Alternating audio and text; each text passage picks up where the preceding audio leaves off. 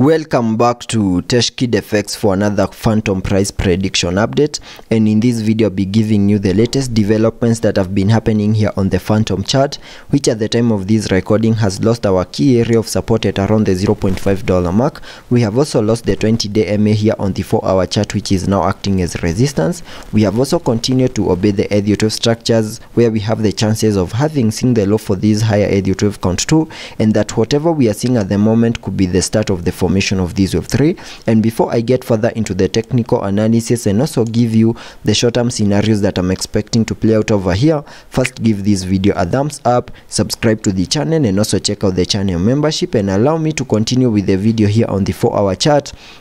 by first giving you a quick recap of what has been happening, where you can see that Fantom, after making its lower low at around the $0.16 mark, we started that massive bounce to the upside, obeying the ED12 structures, where you can see that I have this ED12 structure in red, having that as the first wave. Then we saw a corrective structure giving us the low for that wave 2. Then we saw that bounce to the upside in the formation of that wave 3, giving us a peak at around the $0.3575 mark. Then we saw a corrective structure in the formation of that wave 4. Then we started another massive bounce to the upside in the formation of this wave 5,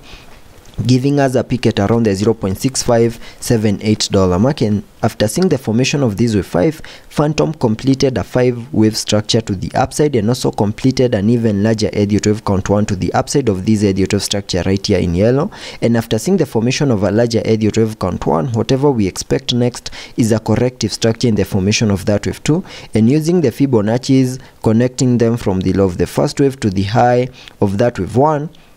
that gave me a minimum retracement area in the formation of that wave 2 between the fib level 0.382 and the fib level 0.5, which is an area that lies between the $0.4647 mark and the $0.408 mark, which is a target area that we have now fully maximized. And after fully maximizing that target area, whatever we expect next is the start of that massive bounce to the upside in the formation of that wave 3. And assuming that the low for that second wave is in, we can sketch out a minimum target area to the upside in the formation of this wave 3 by connecting the trend-based Fibonacci from the low of the first wave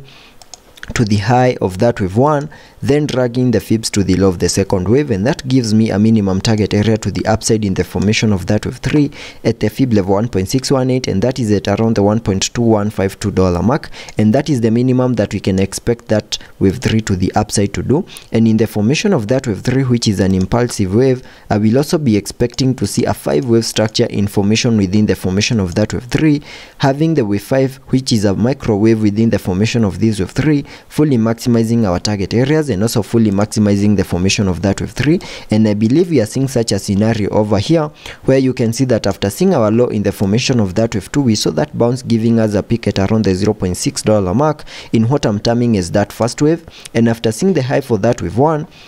we expected a corrective structure in the formation of this wave 2, and using the Fibonacci's, connecting them from the low of the first wave to the high of that wave 1, that gave me a minimum retracement area in the formation of that wave 2 between the fib level 0.5 and the fib level 0.78, which is an area that lies between the $0.5079 mark and the $0.4548 mark, and that is the minimum that I was expecting that wave 2 to the lower side to do within this blue target area, which is an area that we have fully maximized. And having fully maximized our target area, whatever we expect next is that explosive move to the upside in the formation of this wave 3, and sketching out a minimum target area in the formation of this wave 3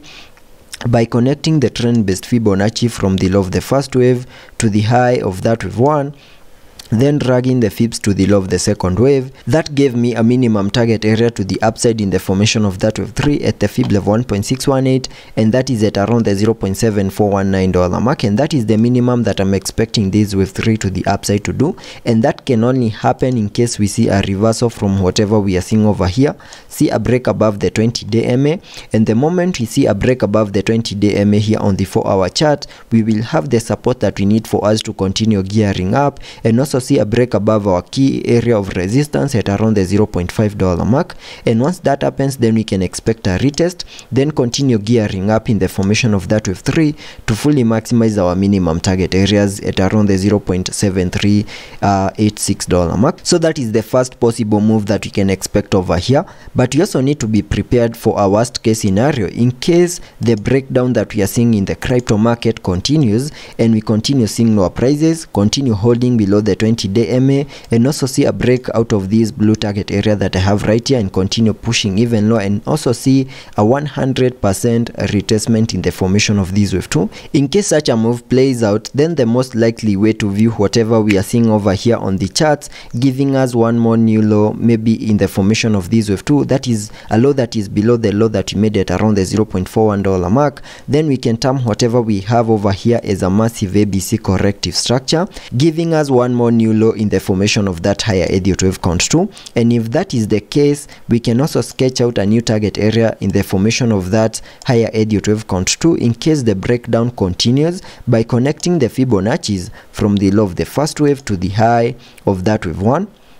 And that gives me a minimum retracement area in the formation of that wave 2, giving us one more leg down between the fib level 0.5 and the fib level 0.618, which is an area that lies between the $0.409 mark and the $0.3512 mark. And that is the minimum that we can expect that second wave to the lower side to do in case the breakdown continues. But in case we continue holding within this target area right here, see a break above the 20-day MA and also a break above the key area of resistance at around the $0.5 mark, then we can continue gearing up in the formation of this wave 3, and we do not need one more new low in the formation of that higher Elliot wave count 2. So that is what we can expect here on the short-term scenarios. And also taking a look at the indicators on the RSI, we are trading at around the 44 mark, meaning we have massive room for us to fully support both scenarios to the upper side and also to the lower side in case the breakdown continues. Also taking a look at the MACD,